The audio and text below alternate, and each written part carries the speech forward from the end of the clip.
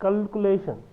आज की जो टॉपिक है, ये टॉपिक रिलेट करती है कैलकुलेशन से। हम आपको बताएंगे कि सिस्टम के अंदर में किस तरीके से आप कैलकुलेशंस करेंगे एक्सेल के ऊपर, क्योंकि आगे जो है आपको कैलकुलेशन का काम हो सकता है, और आपको खासकर कंडीशनल फॉर्मेटिंग का जो अगला चैप्टर है उसके अंदर आपको कैलकुलेशन का काम हो सकता है। तो इसीलिए हम पढ़ने जा रहे हैं कैलकुलेशन। कैलकुलेशन मतलब कि एक्सेल के अंदर में किस तरीके से आप कैलकुलेट करोगे उसके बारे में। सबसे पहले बता दूं कि एक्सेल जो होता है उसमें रो एंड कॉलम होता है।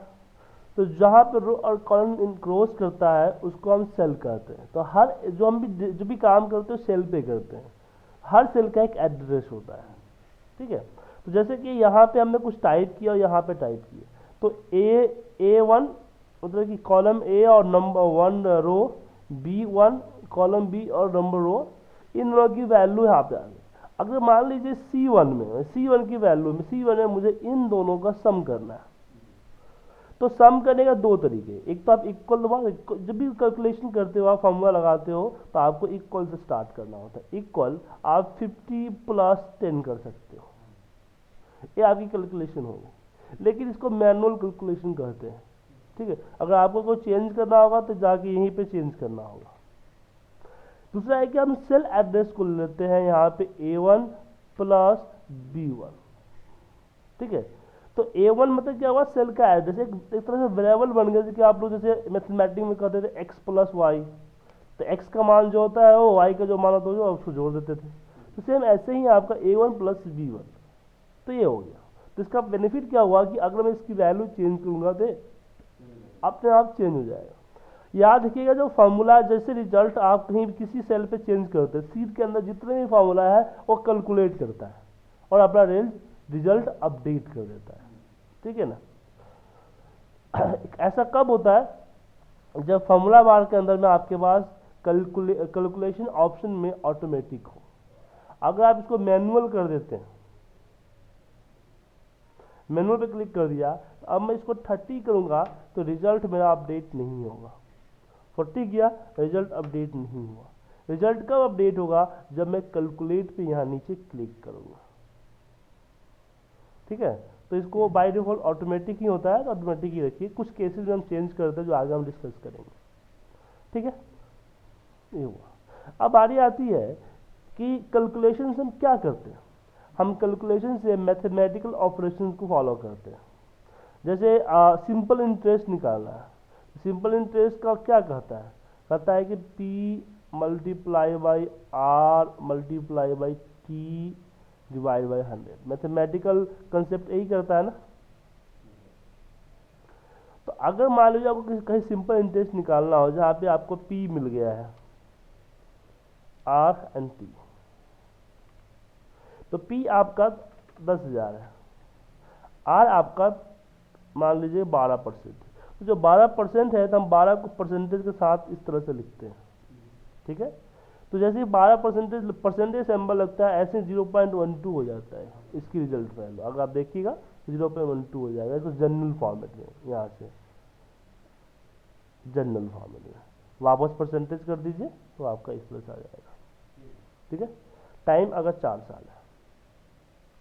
तो मैथमेटिकल स्क्रिप्ट में हमने क्या किया कि हमें करना है P, तो यहाँ पे equal P multiply by R multiply by 4।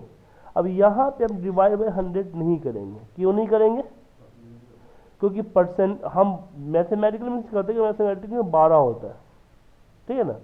लेकिन यहाँ पे ऑलरेडी क्या है, 0.12 है, तो डिवाइड हो चुका है। तो परसेंटेज वाली जो डिवाइडिंग होती है वो यहाँ पे हम नहीं करते। हो गया।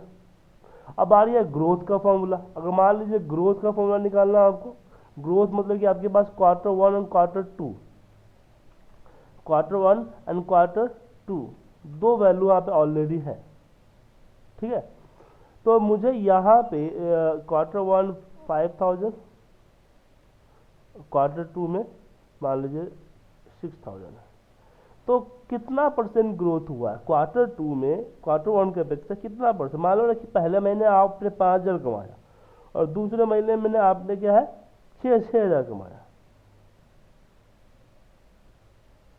तो आपका कितना परसेंट का इंक्रीमेंट हुआ, कितना परसेंट का ग्रोथ हुआ। तो ग्रोथ का मैथमेटिकल फॉर्मूला क्या कहता है, कहता है कि Q2 माइनस Q1, जो रिजल्ट आए उसको डिवाइड बाई Q1। क्या सर ज्वाइन नहीं कर रहे आप? ठीक है, ओके ओके, ठीक है। तो यहाँ पे हम कहते हैं क्वार्टर, यहाँ पे रखते हैं cursor, equal Q2 minus Q1 divide by Q1। Result सही आएगा सर जी, रिजल्ट सही आएगा ये?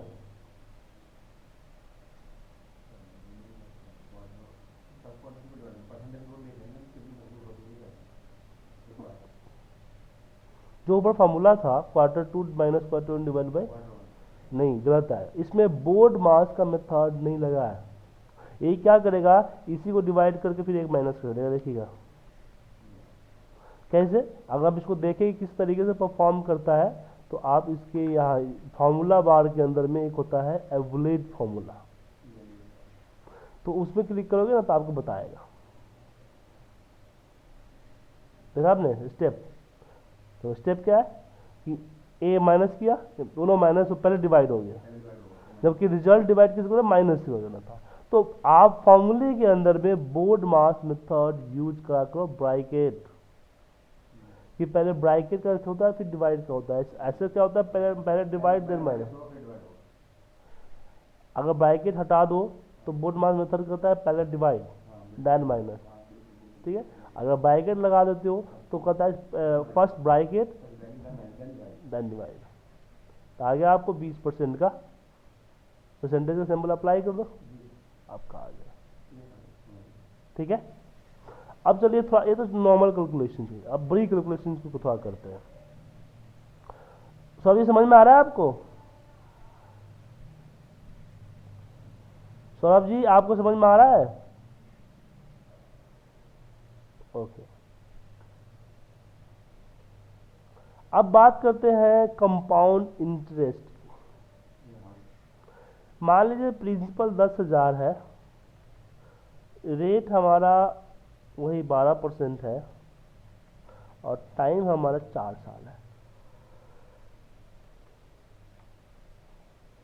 मुझे अमाउंट निकालना है, तो मैथमेटिकल क्या कहता है लॉजिक अमाउंट का, वो कहता है कि amount A equal to P multiply by 1 plus R divide by N power of T multiply by N. N क्या है, एन है number of payment per year, माने पेमेंट पर ईयर, मतलब कि हाँ, मतलब कि आप साल में कितना बार कैलकुलेशन करना चाहते हो। होता है ना कि एक एक महीने पे जुड़ेगा, तो 12 हो गया। तो ना ये चक्रवृद्धि ब्याज, तिमाही चक्रवृद्धि ब्याज, छमाही चक्रवृद्धि ब्याज, मासिक चक्रवृद्धि ब्याज, डेली चक्रवृद्धि ब्याज, हाँ, तो ये मासिक है, महीने का है। तो अब चलते क्या करता है, अब कहता है पी मल्टीप्लाई बाई,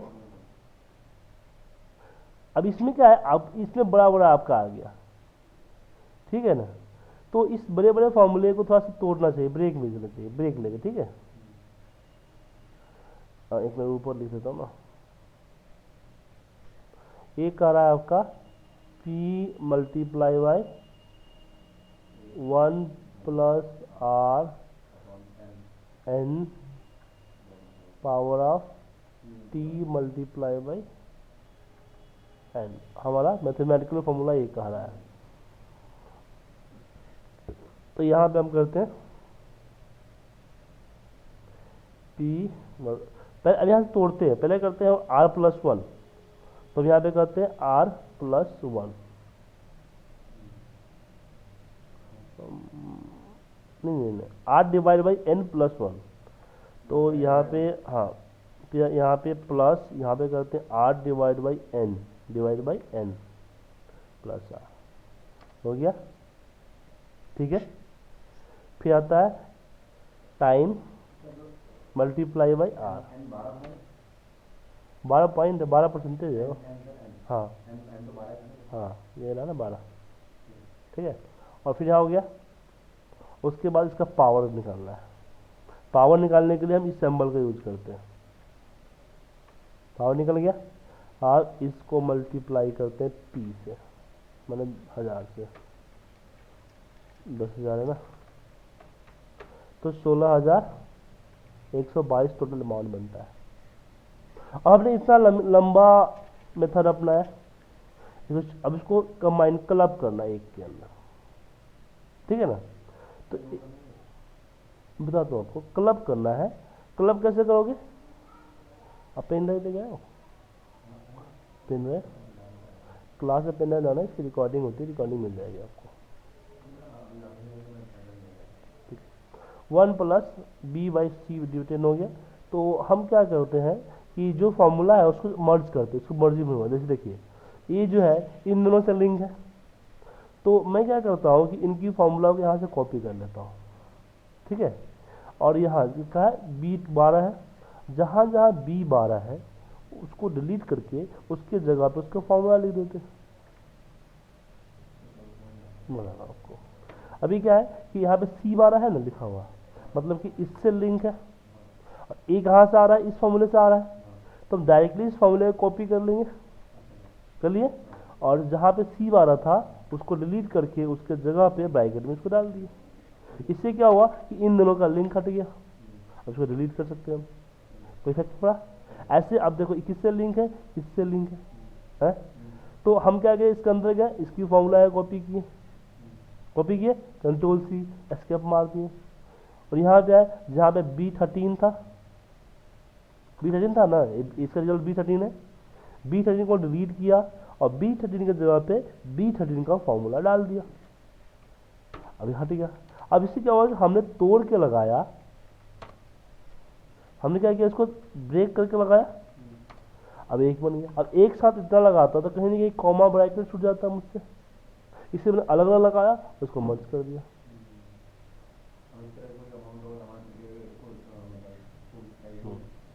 हाँ, ठीक है। अब बारी, ये तो हो गया मैथमेटिकल कैलकुलेशन। तो समझ में आ गया कैलकुलेशन कैसे करते हैं सौरभ जी? अगर आपके पास डेटा है, इसमें कैलकुलेशन कैसे करोगे, मैथमेटिकल फॉर्मूला है कैसे अप्लाई करोगे। तो हमने सीखा कि मैथमेटिकल फॉर्मूला हम किस तरह से अप्लाई करेंगे। अब बारी आती है लॉजिकल्स की। तो चलिए लॉजिकल शिफ्ट के बारे में बात कर लेते हैं, जो इस कंडीशन जिस पे आधारित है उसके ऊपर हम बात कर लेते हैं।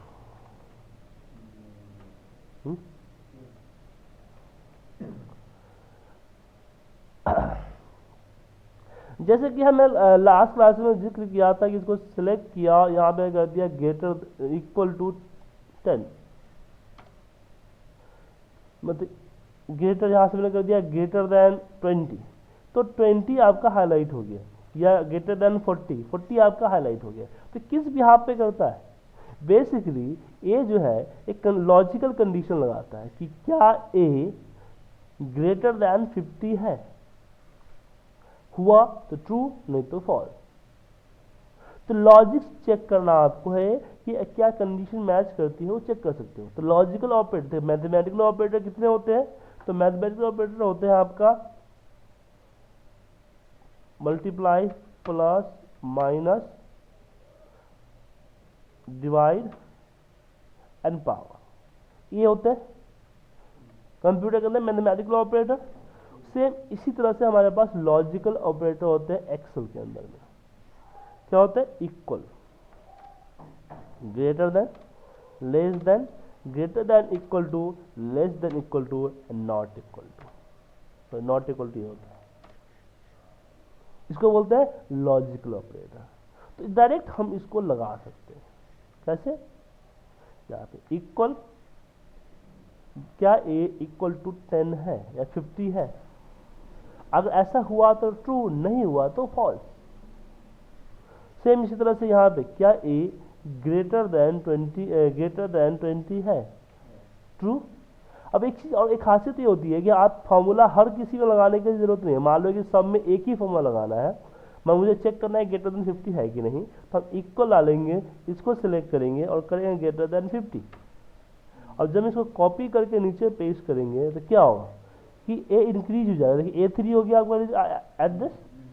जैसे जैसे कॉपी करेंगे नीचे पेस्ट कर रहे हैं A4 A5, तो जब भी हम कॉपी पेस्ट करते हैं तो हमारा फॉर्मूला इंक्रीज होता है, ठीक है ना, या डिक्रीज होता है। मतलब कि अगर मैं यहाँ पे फॉर्मूला लगा दिया कि क्या A ग्रेटर देन 80 है, लगाया, इसको नीचे कॉपी पेस्ट करेंगे, जो आपका A10 है, A10 जो A10 है वो A11 हो जाएगा। अगर ऊपर पेस्ट करें तो A9 हो जाएगा। तो इंक्रीज और डिक्रीज दोनों होता है, ठीक है। जब भी हम फॉर्मूला अप्लाई करते हैं तो इन साथ इंक्रीज भी होता है और डिक्रीज भी होता है। कब तक? जब तक हम इस फॉर्मूले एड्रेस के साथ छेड़छाड़ नहीं करते। अब चलिए क्या छेड़छाड़ी हो सकती है, तो जैसे कि मैंने यहाँ पे लिख दिया A ग्रेटर देन 50, ठीक है। अगर मैं नीचे कॉपी करता हूँ इंक्रीज हो जाता है। अगर मैं इसका डॉलर सिंबल होता है, अगर मैं दोनों तरफ डॉलर लगा देता हूँ, अगर मैंने इसको दोनों तरफ डॉलर लगा दिया तो हो गया। अब इसको बोलते हैं एब्सोल्यूट वैल्यू। अब मैं इसको कहीं भी पेस्ट करूँ, ऊपर नीचे आगे पीछे, तो हमारा फार्मूला सेम रहेगा। इसको बोलते हैं फ्रीज कर देना। कहीं भी चेंज करो आपकी वैल्यू चेंज नहीं होगी, क्योंकि ये फ्रीज हो चुकी है। अब फ्रीज में एक चीज, फ्रीज के दो है, एक कॉलम है एक रो है, दोनों फ्रीज हो गया। अगर मैं रो का फ्रीज हटा देता हूँ, डॉलर हटा देता हूँ, तो क्या होगा कि अगर नीचे कॉपी करूंगा तो हमारा रो चेंज हो रहा है, लेकिन इस साइड में कॉपी पेस्ट करूंगा तो वह कॉलम चेंज नहीं हो रहा है। ये कॉलम के आगे डॉलर लगा हुआ है, कॉलम में क्या हो गया, एब्सोल्यूट हो गया। ऐसे अगर दोनों हटा देते हैं हम यहाँ पे तो कॉलम नहीं चेंज होता है।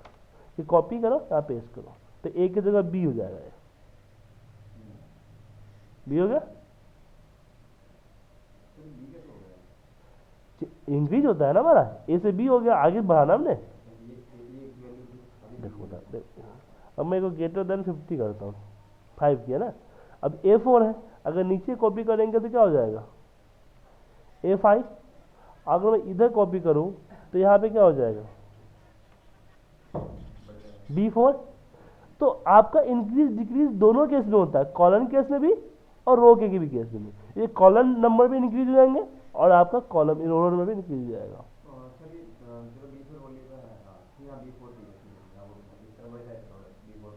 हाँ ठीक है, तो ये हो गया। अजय जी शोर आ रहा है आपके यहाँ से,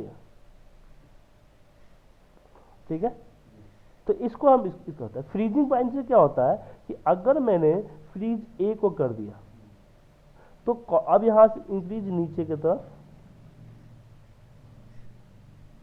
कोई फर्क पड़ रहा है, नहीं फर्क पड़ रहा है, क्योंकि हमने ए को किया है। और आगे करें तो बताया कि हाँ सब में ए ही रहेगा, ठीक है ना, ए ही रहेगा, क्योंकि ए हमारा फ्रीज हो गया है। अगर ए की फ्रीजिंग पॉइंट हटा दूं और फिर डॉलर फ्रीज कर दूं, हम A2 को फ्रीज कर दिया, तो फॉर्मूला कॉपी करके नीचे पेस्ट करेंगे, देख रहे हैं सब 2 ही है, A2 ही है, 2 बढ़ा नहीं। लेकिन आगे अगर हम चेंज करते हैं तो AB जरूर बन जाएगा, AB बन जाएगा। तो इसी को बोलते हैं एब्सोल्यूट वैल्यू, मतलब कि फ्रीज करना। जब फॉर्मूला हम लगाते हैं तो भाई वैल्यू कहाँ पे इंक्रीज करना है, कहाँ पे डिक्रीज करना है, चाहे फॉर्मूला कहीं भी लगाए, उसके लिए इसका यूज करते हैं। ठीक है सर, सौरभ जी।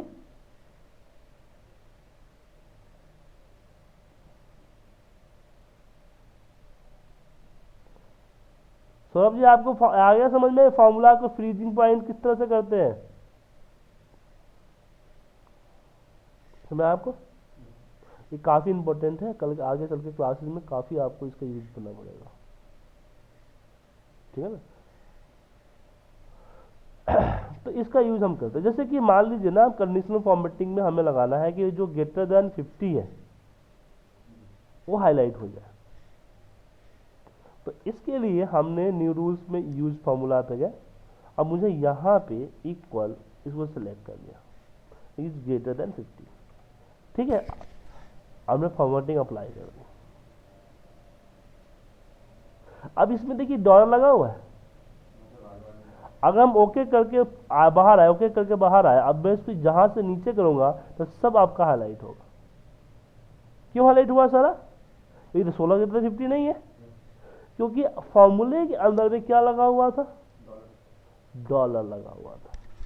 तो हर किसी को A2 ही माना हो, फ्रीज कर दिया। तो इसीलिए मैंने समझाया कि मैं इसका डॉलर जब हटा दूंगा, जब नीचे ड्रैग करूंगा, A2 क्या हो जाएगा? A3, A4, A5 ऐसे बन जाएगा। जिससे क्या होगा कि जब हम करेंगे तो हर फॉर्मूला अपना रिजल्ट अलग अलग सेल से लेगा। उसको हटा देंगे तो आगे करेंगे तो इनकी जो, लेकिन मुझे सिर्फ नीचे की तरफ ड्रैग करना है तो हमने नहीं जरूरी समझा। आप हटा भी सकते हो, लेकिन मुझे जरूरत नहीं समझा। आगे हमको नीचे की तरफ पेस्ट करना है, आगे तरफ नहीं करना है। ठीक है, एज ए रिक्वायरमेंट इसका यूज कर सकते हो। तो आप लोग इसकी प्रैक्टिस कीजिए, और कल हमारा क्लास होगा एडवांस कंडीशनल फॉर्मेटिंग पे। ठीक है, तो कल आप लोग क्या कीजिए, सबसे पहले तो मुझे 10 मैथमेटिकल कैलकुलेशन का एग्जाम्पल बताइए। जैसे मैंने आपको बताया है, यहाँ पे हमने ग्रोथ का लगाया, हमने यहाँ पे नॉर्मल इंटरेस्ट, कंपाउंड इंटरेस्ट लगा निकाला। तो इसी तरह से आप मैथमेटिक्स उठाओ, उसके 10-15 एग्जाम्पल्स लो और एग्जाम्पल करके मुझे मेल करो। ठीक है, ठीक है सौरभ जी।